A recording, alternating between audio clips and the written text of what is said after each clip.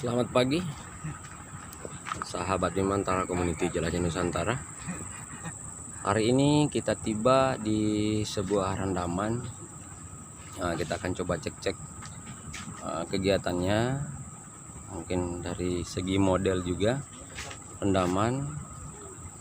Tapi untuk spesial untuk hari ini, kita rencananya pengen mengupas banyak tentang jenis material yang bakal atau yang memiliki cikal bakal emas gitu.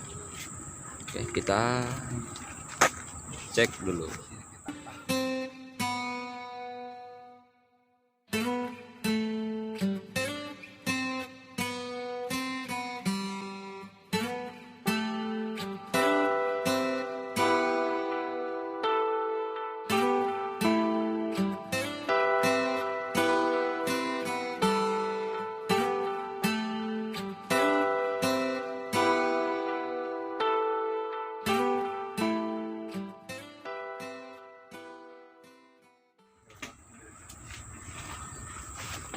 Baiklah sahabat Bimantara Community Jelajah Nusantara, ini udah ada beberapa jenis material yang udah kita siapkan.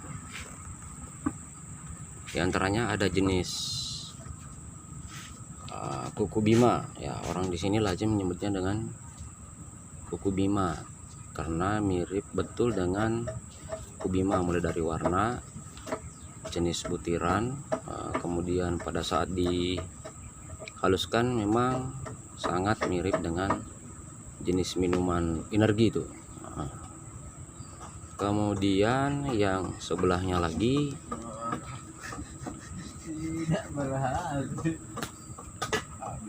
ini orang sebut dengan apa ya, warnanya kuning. Kita sebut aja lah ini dengan estrajos paling ya, karena sudah ada kuku bima ini.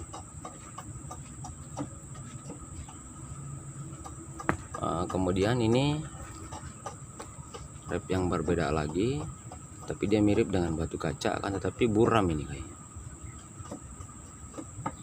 Rep-rep seperti inilah yang mengandung isi biasanya.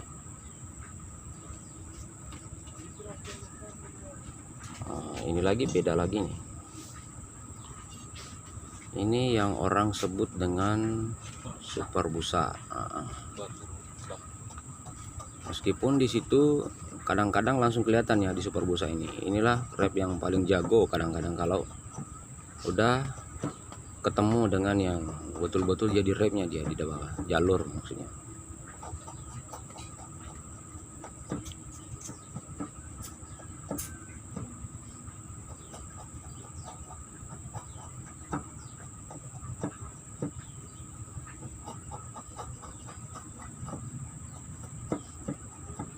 Mungkin sayang aja ya teman-teman, dari kameranya kurang begitu jelas ya, padahal sebenarnya dengan pandangan, dengan mata yang telanjang udah bisa kelihatan bahwa ini benar-benar ada nih kayak emas mutlaknya ini.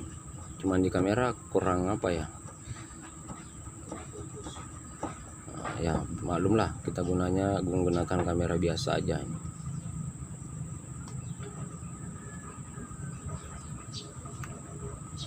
Kemudian apalagi ya,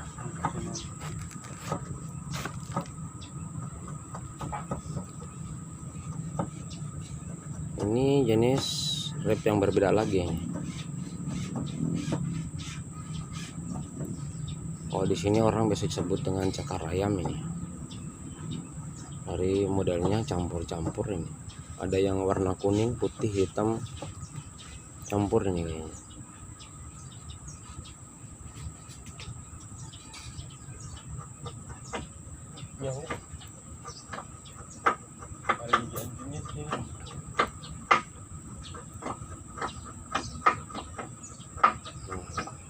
Pada dasarnya ini masih masuk dalam kategori rep kuku bima, cuman dia biasanya bersebelahan ini antara yang benar-benar yang warna ungu sama ini. Tapi ini masih termasuk rep kuku bima lah ini, cuman dia dari dari teksturnya memang agak berbeda dan ini lebih keras biasanya.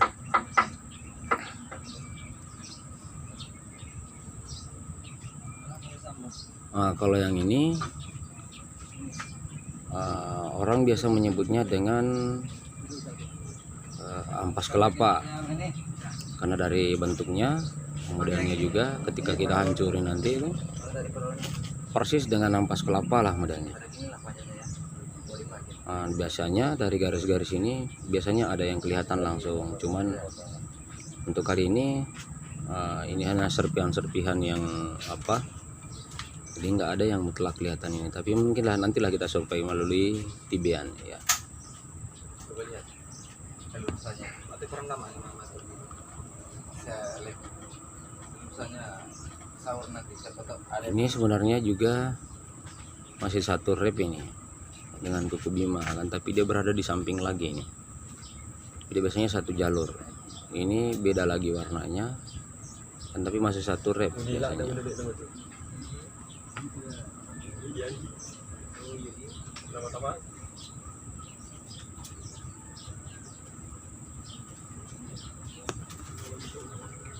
Nah, nanti kita akan lanjutkan untuk apa?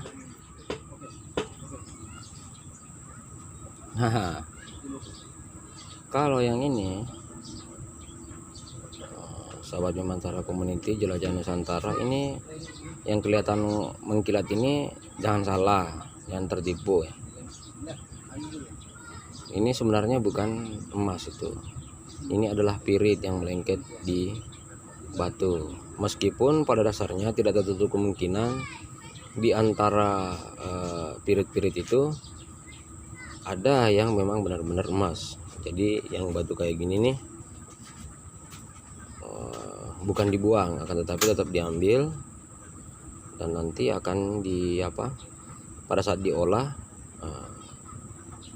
tetap kalau memang dia mengandung emas ya bakal keluar juga.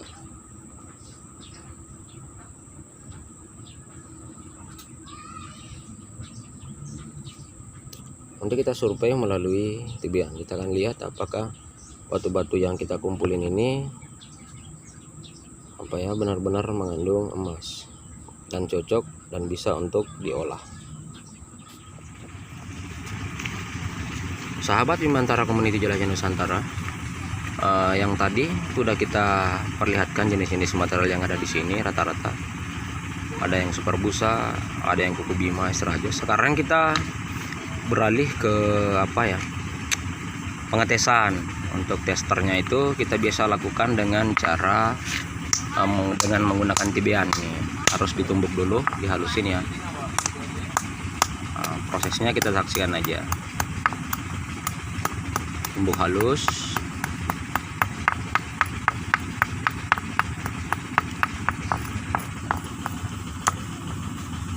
Sahabat semuanya, perlu juga aku jelasin bahwa inilah yang disebut dengan tibian, alat pengetesan biasanya. Ini yang kita gunakan untuk mengetes apakah material tersebut ada kandungan emas atau tidak. Ini murni menggunakan penglihatan ya. Jadi ketika misalnya ada di sini, karena emas itu pada dasarnya punya berat jenis yang benar-benar berat ya, sehingga di air itu dia tetap tinggal di bawah. Jadi kelihatan nanti pada saat di digoyang seperti apapun, yang tinggal nanti di sini itu pasti adalah emas.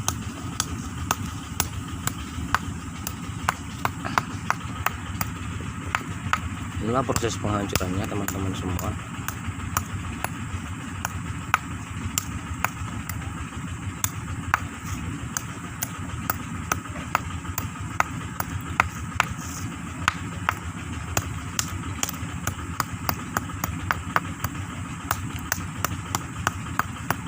Berhubung karena di sini juga memang masih hampir semuanya dilakukan dengan sistem manual ya.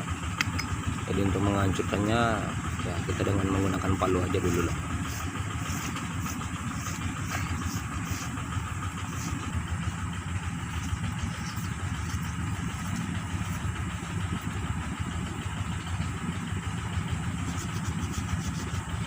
Harus digosok ini biar hancur dan emasnya terpisah dari batu ataupun tanah biasanya.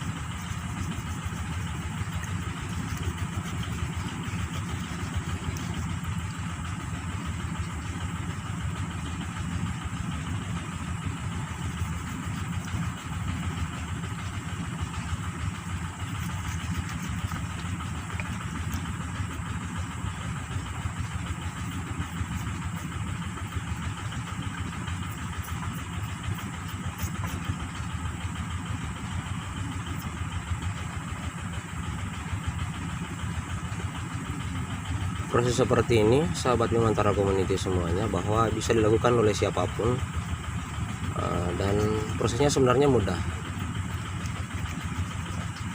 Bisa disaksikan sendiri kan, mungkin dari sahabat nanti ada yang ingin coba-coba menggunakan tibean, menghancurkan batu, kemudian dilakukan tibean seperti ini.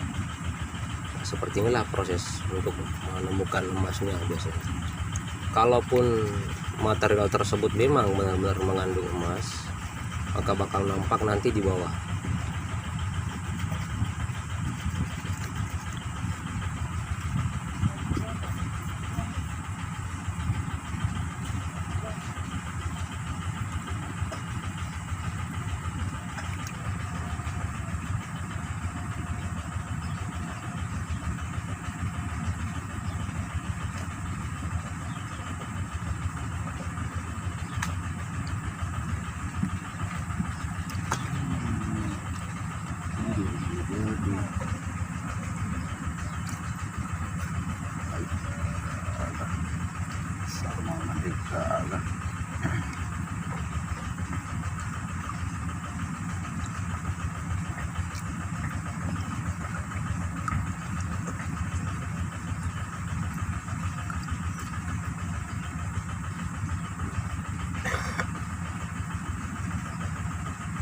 Itu dilakukan sampai benar-benar bersih ya material yang tadi ya. Ini yang akan tersisa nanti di bawah ketika dia memang mengandung, ada kandungan material emas di dalam, akan langsung nampak nanti kelihatan pada saat ini udah mulai bersih.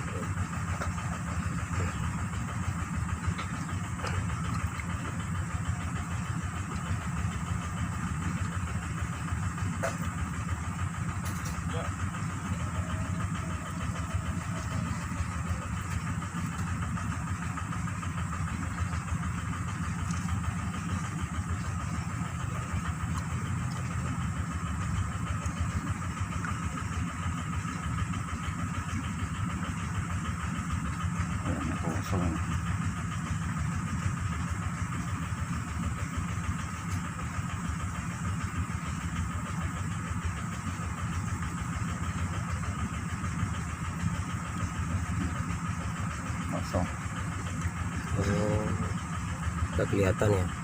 Berarti ini artinya material yang tadi, yang jenis super busa yang tadi itu tidak mengandung emas, artinya tidak cocok untuk diolah. Kosong. Tidak ada satu titik satupun. Oke, kita coba dari jenis yang lain.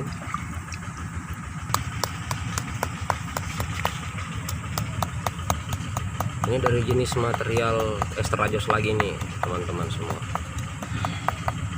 Kita coba halusin, kemudian ditibel lagi seperti tadi ya.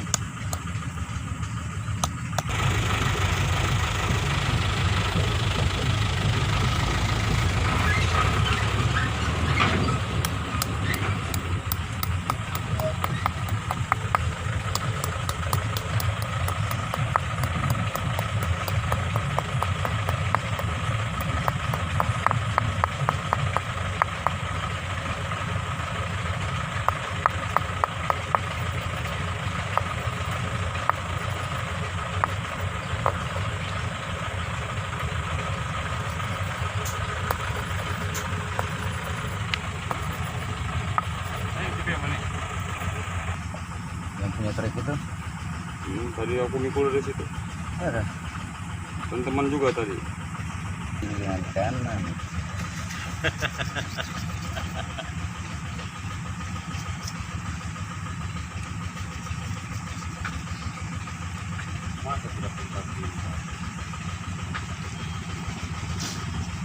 Sahabat Bimantara Community Jelajah Nusantara, ini material yang kedua ya, yang jenis extra jos ini. Kita pengen lihat apakah material ini mengandung emas butiran atau dia halus. Yang jelas bakal nampak juga di bawah nanti ketika dia memang benar-benar mengandung emas.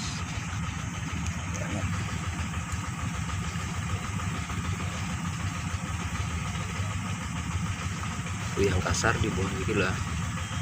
Nah, biar yang tinggal nanti bakal semuanya halus-halus.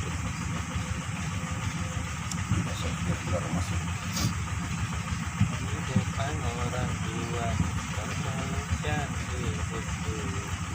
Proses nibe ini sebenarnya tidak berbeda dengan sistem dulang gitu. Dulang. Nah, cuman dulang itu dia menggunakan wajan atau biasa apa ya, dari kayu, tapi dia agak besar ya. Pokoknya jauh lah lebih besar ketimbang menggunakan tiben seperti ini. Nah, ini tiben ini mudah dibawanya, ringan juga, bisa masuk kantong ini, kecil aja barangnya.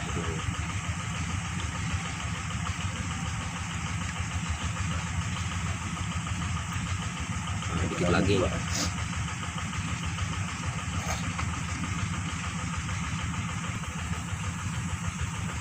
Ini ada. Yang ini juga jong ya, artinya tidak dapat diolah.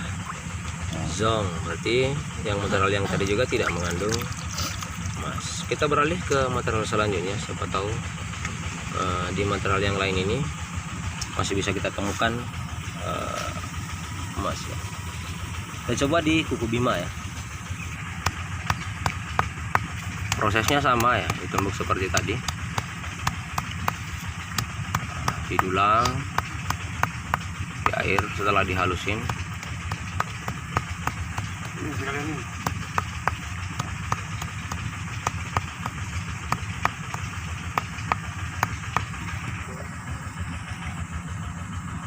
Beginilah kalau material kuku bima dihancurkan, memangnya warnanya ya mirip betul sama kuku bima ya. Wajarlah kalau orang-orang di sini menyebutnya dengan rep kuku bima gitu.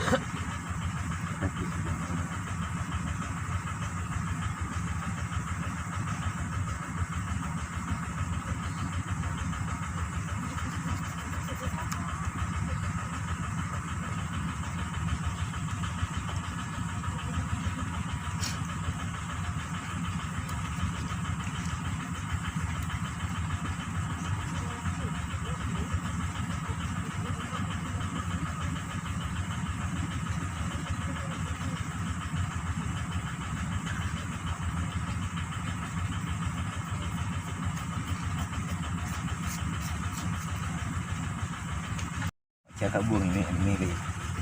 Tak paham sih. Gimana gitu.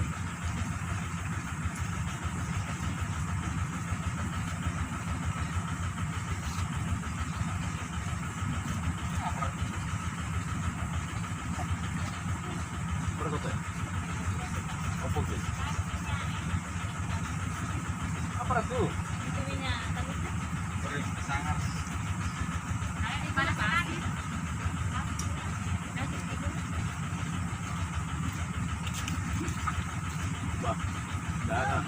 Jangan begitu, hargai karyanya. Walaupun tidak enak, tahu enak mah. Depan yang kedua kesal dulu, kayaknya.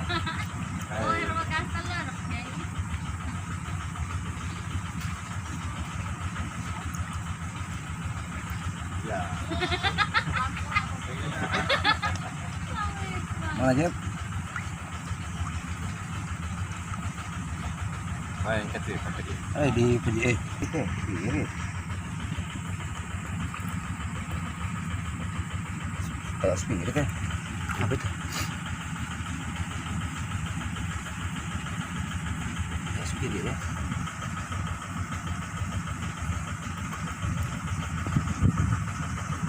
Ini teman-teman, bakal kelihatan nanti ketika memang dia mengandung kemasan.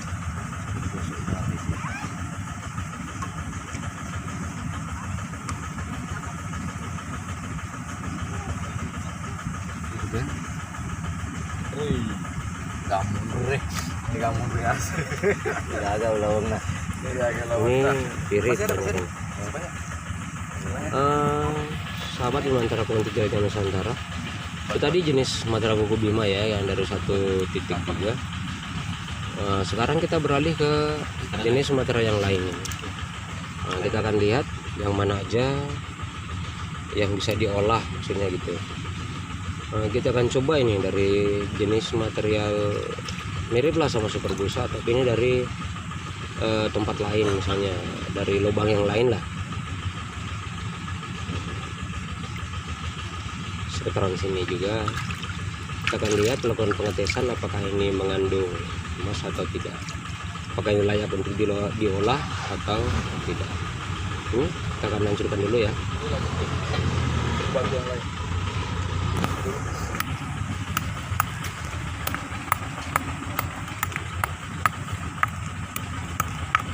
Nah, ini dia Bang Jeb ini. Salah satu penambang senior kita juga di sini. Nah, sini ya, yang udah tembus beberapa lubang dia. Dan hari ini bersama kita di sini melakukan pengetesan material. Nah, kita lihat di TBN seperti apa hasilnya. Ini jenis material ini nanti.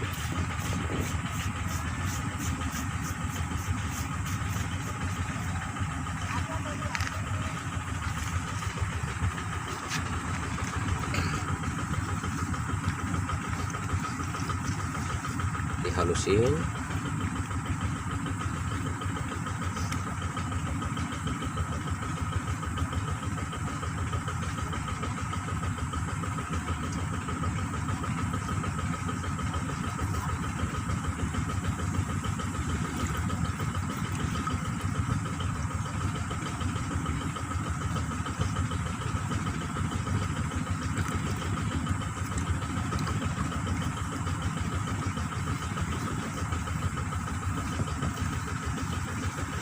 Material yang di atas TBN itu tetap harus dikucek ya, sahabat Bimantara Community semuanya, untuk mengurai emas dari batuan yang sudah dihaluskan tadi, karena ini nggak benar-benar halus ya, jadi tetap harus menggunakan ibu jari juga untuk terus dikucek terus, diulek biar benar-benar halus lah. Yang bakal tinggal nanti itu tinggal yang seperti lumpur itu tebu. Dan kalau dibersihkan ketika dia memang mengandung emas, ada kandungan emasnya, bakal kelihatan nanti pas di ujung. Dari jenis material sebelumnya ada beberapa yang kita lakukan tadi pengetesan, tapi ternyata kandungannya belum kelihatan ya, jadi itu kita anggap nggak layak untuk diolah.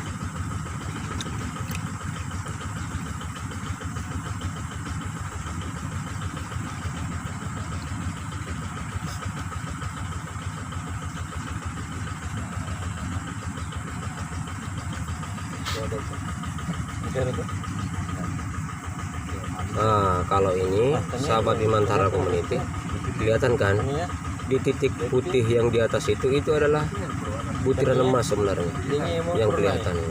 Jadi ini material ini ada kandungan emas, berarti ini bisa untuk diolah. Tinggal standar sama kadar itu nanti berhitung dari jumlah material yang masuk itu yang kita olah.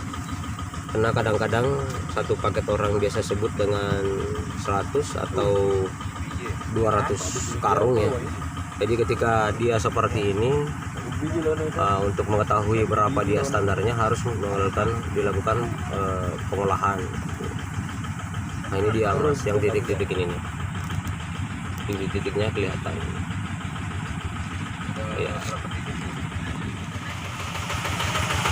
Nah, sahabat Bimantara Community Jelajah Nusantara semuanya, dari hasil pengetesan material itu yang kita temukan bahwa ini yang mengandung emas, itulah yang diambil oleh para penambang. Dia bisa berkarung-karung ya, sampai seperti ini nih tampilannya. Ini diambil untuk kemudian dilakukan pengolahan. Pengolahan itu sebenarnya ada beberapa macam cara. Kalau dia emasnya agak keras atau dia agak besar berbiji, itu dilakukan menggunakan tromol yang ditangkap oleh raksa, air raksa ya, merkuri maksudnya. Kalau dia sedikit halus, lebih halus dia biasanya, kita lakukan pengolahannya menggunakan rendaman atau di tong. Nah, khusus untuk hari ini sahabat Bimantara Community Jelajah Nusantara, kita lakukan pengolahannya menggunakan teknik rendaman atau siraman ya, disiram ya. Ini dia material-material yang tadi sudah melalui pengetesan yang mengandung emas. Inilah yang kita kumpulkan di beberapa karung ini isi dari bak ini sekitar 150 karung ya. 150 karung inilah yang kita siram di sini. Sahabat Nuantara Community, pada dasarnya teknik penyiraman sama perendaman itu apa ya, bedanya di mana sebenarnya? Cuman kita melakukannya melalui sistem pertimbangan efektivitas ya.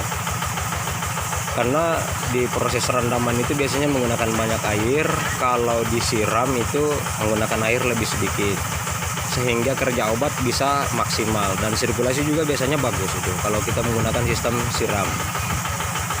Di penyiraman itu bisa kita lihat kita menggunakan ini yang seperti orang gunakan untuk apa, menyiram tanaman ya di taman ini. Ini juga menggunakan polybag ya, selang yang kita bolongin menggunakan jarum.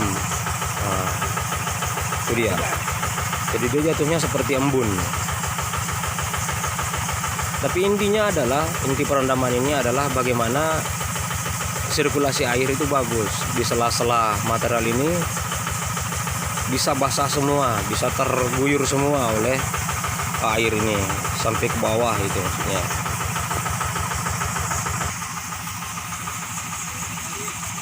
Beginilah tampilannya dari sisi lain, dari sisi yang lain dari penyiraman atau perendaman ini.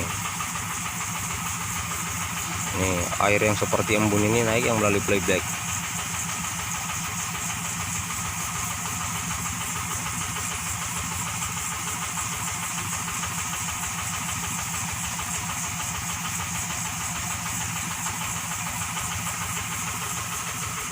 Bagaimana sirkulasinya berjalan? Kita simak ini, yang satu ini, sahabat Nuantara Community, jelajah Nusantara.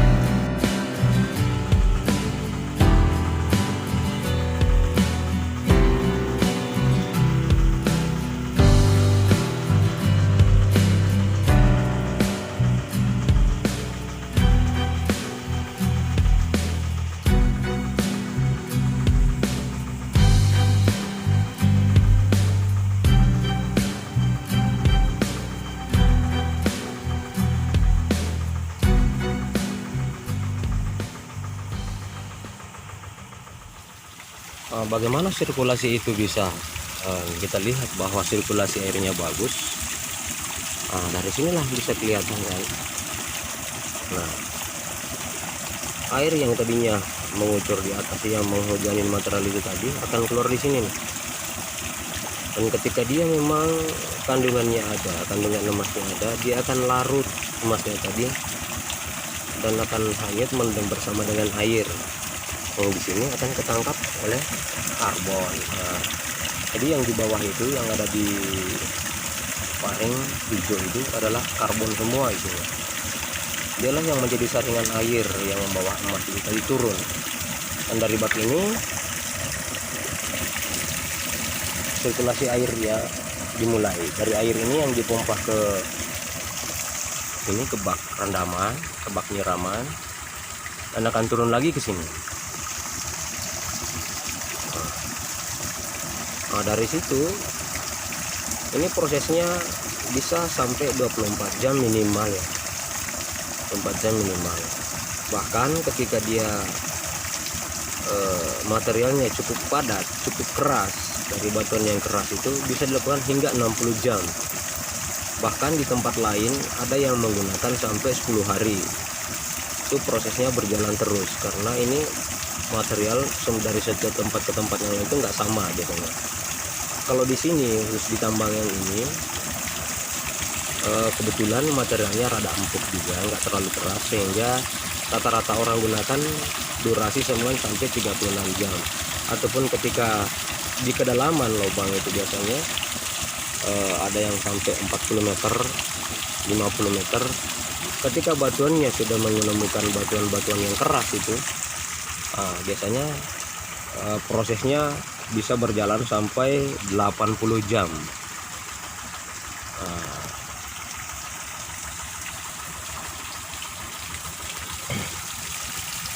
Di video sebelumnya mungkin telah kami tampilkan juga bahwa dimana dari proses pembakaran karbonnya itu sampai proses penembakan emas bisa jadi emas itu sudah kami tampilkan. Akan tetapi di sisi ini kita menitik beratkan kepada pemilihan material aja yang tadi ya, mengumpulkan beberapa jenis material seperti yang ada di lokasi ini. Seperti yang ada di lokasi ini ada beberapa jenis material yang memang bisa kita olah dan ada juga yang enggak, sehingga itu dia yang kita pilih-pilih. Nah, ketika kita sudah menemukan material yang mengandung emas, maka itulah yang kita cari. Yang seperti apa, yang menggunakan lubang seperti yang di sana itu ada lubang. Disitulah dari sumber dari material-material yang kita ambil yang udah mengandung pengetesan kemarin. Nah, itulah yang masuk ke bak ini. Kita mau lakukan tes kekuatan berapa, sehingga nanti hasilnya juga ada seberapa. Ketika memang hasilnya bagus, layak untuk kita olah seterusnya, maka kita lakukan pengerukan seterus menerus ini. Baiklah sahabat Bimantara Community Jelajah Nusantara, sejauh ini yang kelihatan adalah rendaman yang sudah berjalan sekitar berapa bulan ini ya.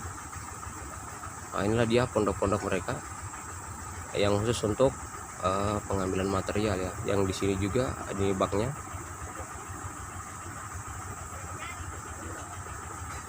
Seperti yang saya katakan tadi, sahabat Bimantara Community, bahwa hari ini kita tidak sampai kepada proses pengambilan emasnya ya, dari pembakaran karbon sampai penembakan, tapi kita menitik beratkan kepada jenis material yang mana yang bisa diolah dan mana yang tidak bisa diolah. Oke sahabat Bimantara Community Jelajah Nusantara, mungkin sampai di sini dulu perjumpaan kita untuk kesempatan kali ini. Di video selanjutnya tetap kita akan coba kembangkan, tetap kita akan kaji terus, dan akan kami sampaikan semua pesan-pesan baik kepada teman-teman sahabat Bimantara Community semuanya.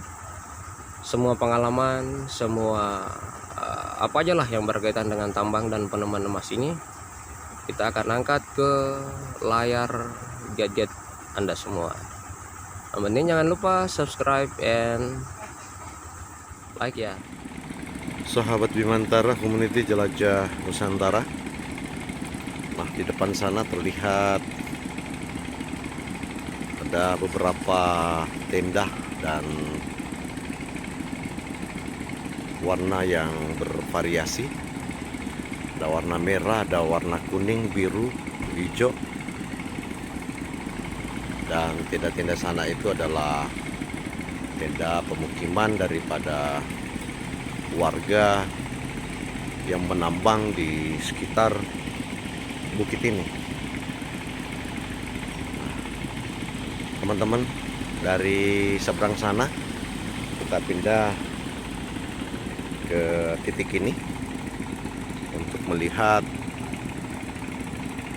pemukiman-pemukiman atau pondok-pondok daripada penambang masyarakat yang ada di sekitar bukit ini.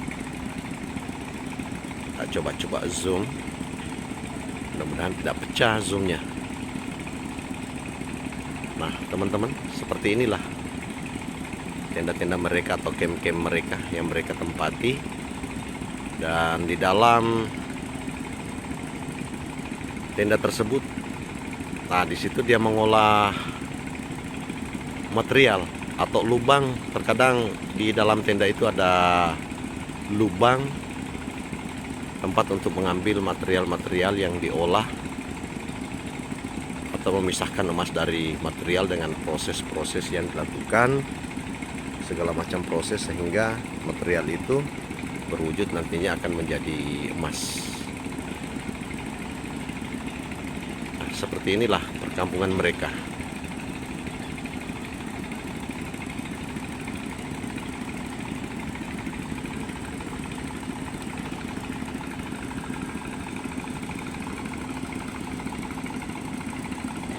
Yang di bawah sana itu adalah crusher. Ini sistem yang mereka lakukan, sistem crusher untuk mendapatkan emas. Nah, seperti ini teman-teman. Dan di tenda yang warna yang ada di depan sana itu, nah itu adalah tempat perendaman. Tempat perendaman material diolah sedemikian rupa sehingga nantinya akan menjadi emas. Sahabat Bimantara Community Jelajah Nusantara, pada saat ini kita berada di tengah-tengah para penambang dengan aktivitas yang bermacam-macam. Nah, tenda-tenda yang ada di bawah sana itu adalah tenda pemukiman para penambang, dan aktivitas yang ada di bawah tenda sana itu ada aktivitasnya perendaman dan ada pula penyiraman. Sistem perendaman ini untuk mendapatkan emas dari material yang diambil dari lubang, dan ada pula dengan menggunakan crusher. Sahabat Bimantara Jelajah Nusantara, nah di depan sana terlihat ada lubang, dan lubang ini tempat mereka mengambil material atau tanah yang mengandung emas,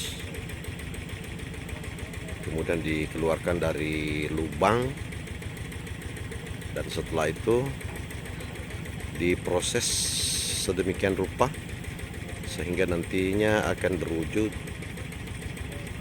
emas. Dan salah satu tempat untuk memproses emas atau memproses material yang ada di depan saya ini. Nah, ini sistem yang mereka lakukan adalah sistem penyiraman.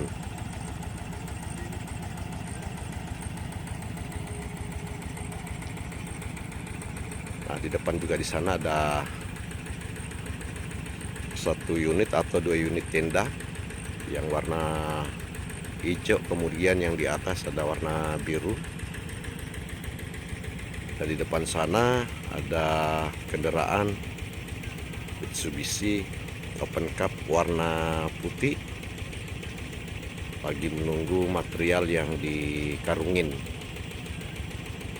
Nah, mungkin udah terlihat dengan jelas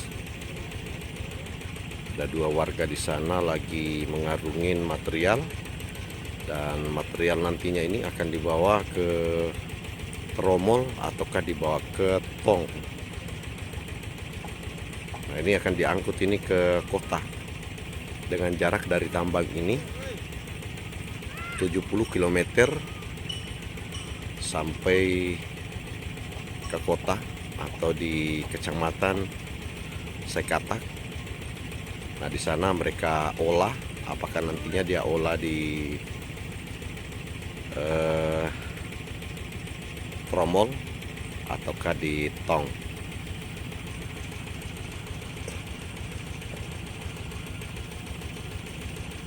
Nah, teman-teman, sahabat Bimantara Community Jelajah Nusantara, nah seperti inilah keadaan lingkungan yang ada di tambang ini.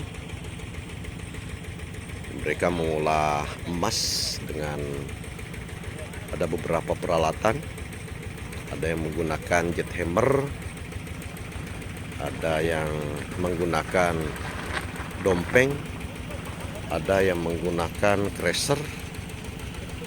Nah, menurut pantauan kami sendiri dari lokasi ini yang sangat-sangat merusak lingkungan yang ada di sekitar ini adalah alat berat seperti eskavator. Nah, sahabat Bimantara Community Jelajah Nusantara,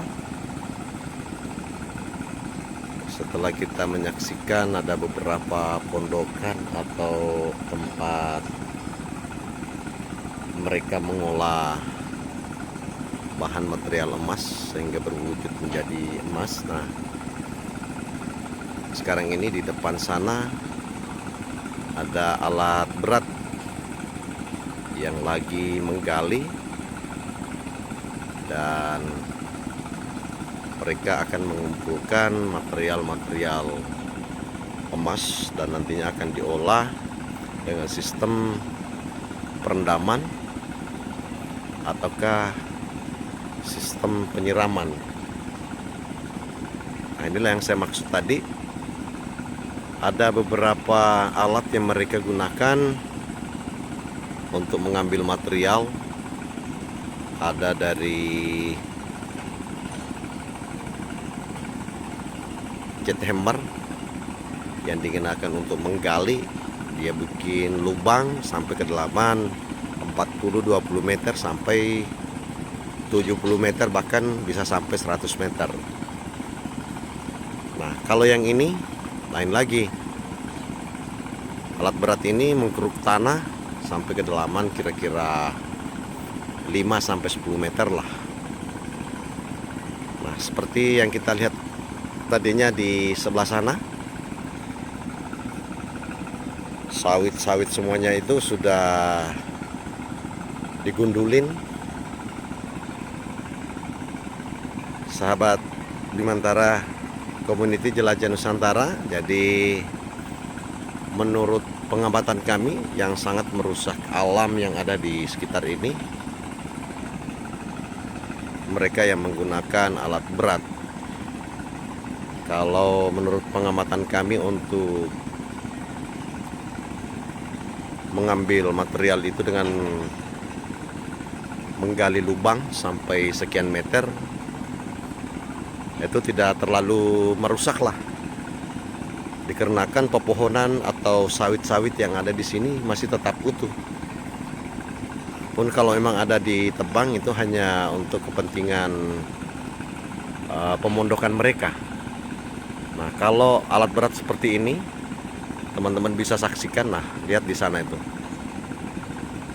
gunungnya dikuras habis-habisan untuk mengambil material daripada material emas tersebut. Nah, seperti itulah menurut pengamatan kami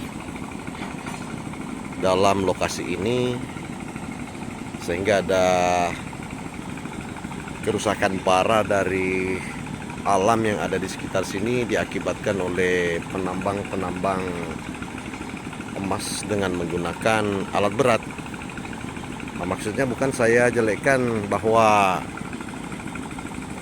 yang menggunakan alat berat itu atau eskavator itu merusak, tetapi pada kenyataannya, dan ada beberapa tempat yang kami sempat eksplor, kami bandingkan dengan penambang-penambang yang berlubang atau menggali lubang yang sangat merusak para lingkungan yang ada di sini adalah menggunakan alat berat seperti di depan sana. Kebanding dengan yang menambang emas dengan menggali lubang itu tidak terlalu parah, teman-teman.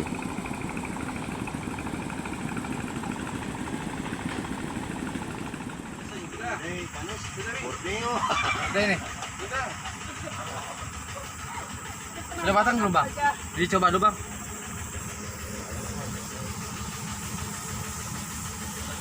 Matang ya? Kalau pakai kecap sudah matang ini. Coba dulu bang. Coba lo deh. Oh lagi bau solar deh. Dicobalah. Coba abang yang gitu. Aku kurang tahu kalau urusan ikan ya. Yang penting nggak mentah aja lah. Ini dia seperti Ya, dewa petir ini. Mancing gitu. Mancing.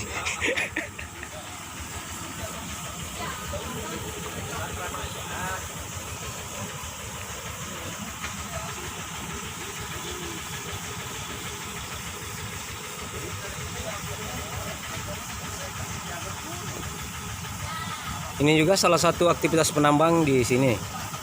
Bakar ikan rame-rame. Itu namanya Jeffrey Silalahi.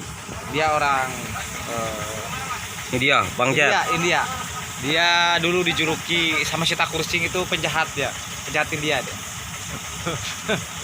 Dia asli India.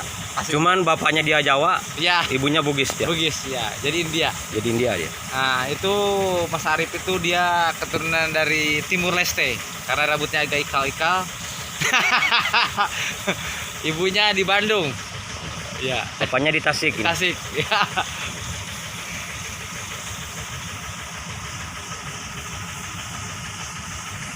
Oh, ikannya besar ya kalau di zoom. Ya, jangan dijok. Wih.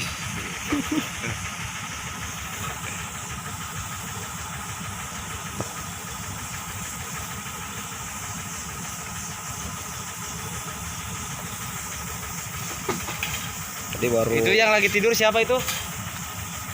Oh, Bapak Akbar Tanjung itu. Bapak botak Sigolit. Iya. Bapak botak Sigolit. Iya. Kenapa itu dipotong talinya itu? Mari, jangan.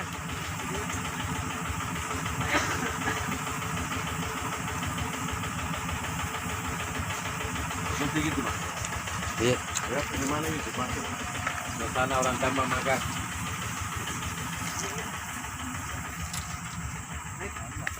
Lagi. Ya. Kemesraan ini. Ya, 1, 2, 3. Janji soalnya dari kemarin Kak ini. Lap mau nasinya. Enggak, kemarin. Nasinya tambah lagi. Tambah lah nasinya. Tambah lah nasinya. Oh, kebetulan kan lagi rame ini. Jadi biasanya lancar itu kalau rame. Mantap. Soalnya kemarin ada janji. Dari kemarin sore itu 1 piring berdua. Sekarang terlaksana.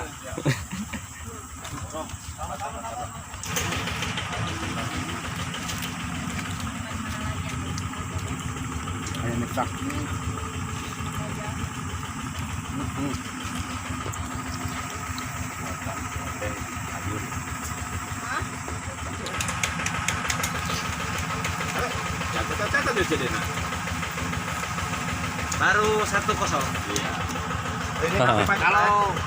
Kalau itu kan kalah dulu. Kalau lakon kalau di TV kan kalah dulu kan. Kalah dulu nanti seget.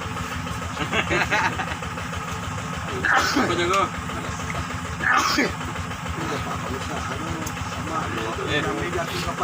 Nah, ini dia UDC ini. Yang kemarin kita kenal di TV itu UFC. Kalau ini UDC. Ultimate Domino Championship.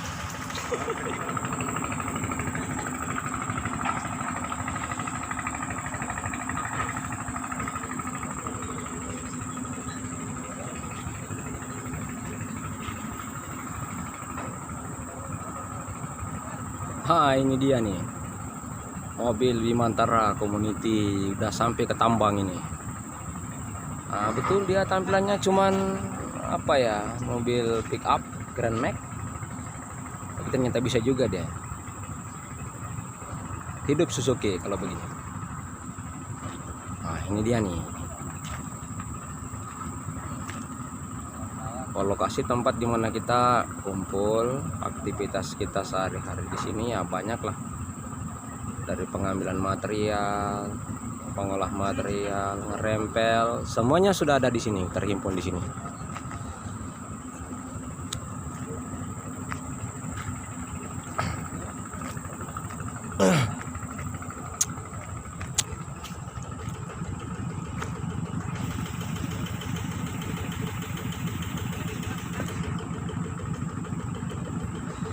Yang nampak dari kejauhan sana sebuah penampungan air ya, yang kemarin itu digali oleh Eksa.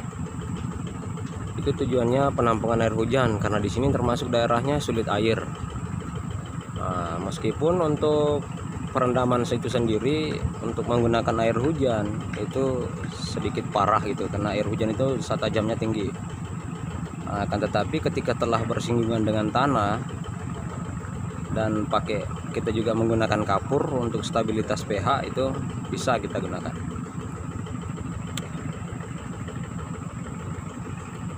Yang sepatutnya mobil yang kita pakai ke sini nih yang kayak gini nih, yang 4 WD. Karena daerahnya curah hujannya termasuk tinggi juga, dia nggak terlalu jauh dari area pantai, sehingga air sungai ketika meluap ke sini campur dia dengan air asin.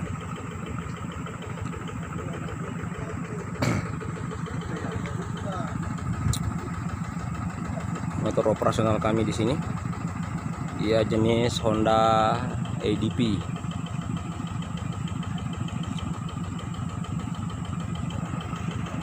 Ini dia Honda ADP. Ini yang kita gunakan kemana-mana ini. Kalau pakai mobil, nggak semua daerah bisa kejangkau kayak.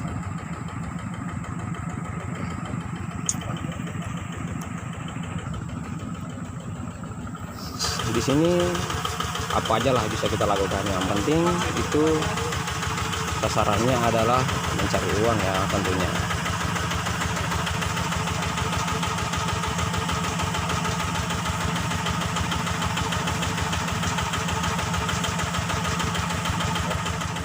Sahabat Bimantara Community Jelajah Nusantara, seperti inilah jalanan yang ditempuh sekian ratus kilo ke tambang. Sehabis hujan jalanannya seperti ini.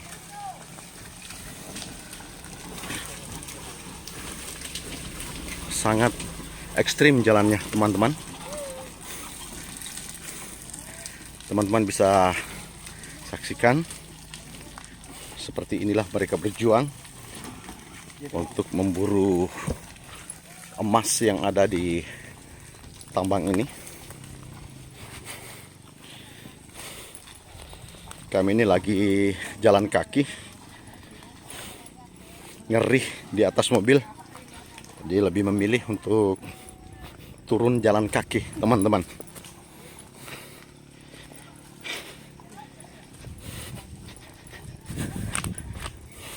Oke teman-teman, kita sudahi lagi, sebentar kita sambung lagi videonya.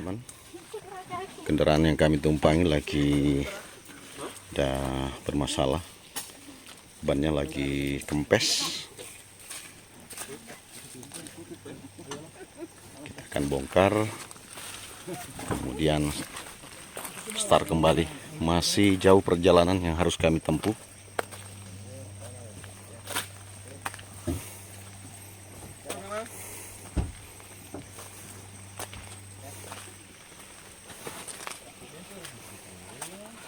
Nah teman-teman, sekarang kita lagi rehat di salah satu sungai. Sejenak kita akan lanjutkan lagi perjalanan menuju ke rumah. Dan tadinya kita lewat di sana tuh depan ada jalanan mendaki. Nah, di depan kami ini ada aliran sungai dengan warna yang agak coklat airnya. Nah, di tanah yang runtuh ini ada terlihat rep emas gitu teman-teman. Ini teman-teman lagi moto, lagi selfie. Nah, seperti inilah keadaannya. Teman-teman, kita menghampiri rep emasnya.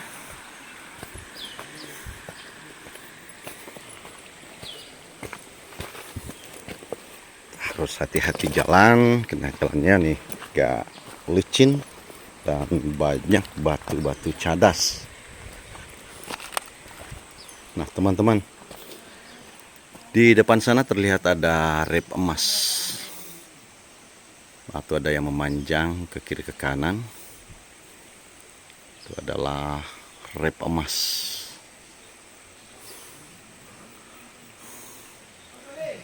Namun lokasi ini milik daripada salah satu perusahaan kelapa sawit yang ada di sekitar ini.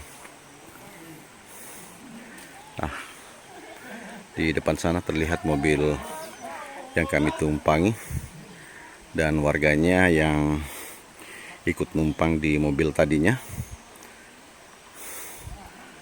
lagi istirahat.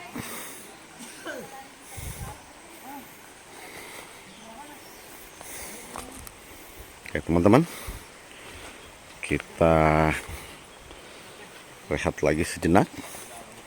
Sebentar kita akan lanjut lagi antara community Jelajah Nusantara. Pada saat ini kita mampir lagi untuk rehat setelah kami melewati perjalanan yang cukup jauh dan sangat ekstrim. Dan di tempat ini kami disuguhkan dengan pemandangan yang sangat indah teman-teman. Nah, di depan sana terlihat pemandangan yang sangat indah. Sungai terbentang luas. Nah, sungai yang ada di depan sana itu dilewati saat kita mau ke Terakan teman-teman.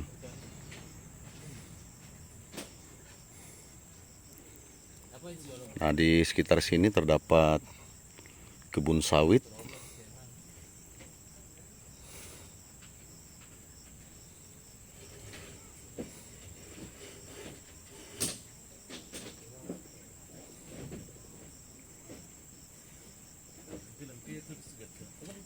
Oke teman-teman, kita koma lagi. Sebentar kita lanjutkan videonya. Nah, teman-teman, kita berada di salah satu puncak kebun sawit, dan kebun sawit ini luasnya bukan main, sampai ribuan hektar teman-teman. Nah, setelah kita perjalanan dari tambang, nah sekarang kita mampir rehat di tempat ini untuk menyaksikan indahnya pemandangan teman-teman.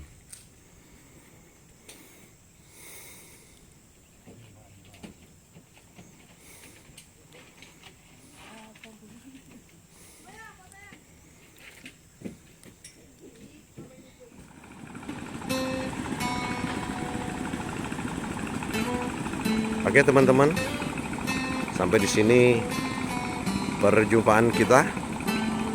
Di lain waktu dan di lain kesempatan kita akan bersua kembali dengan lanjutan video kami, dan mudah-mudahan video ini bermanfaat untuk kita semua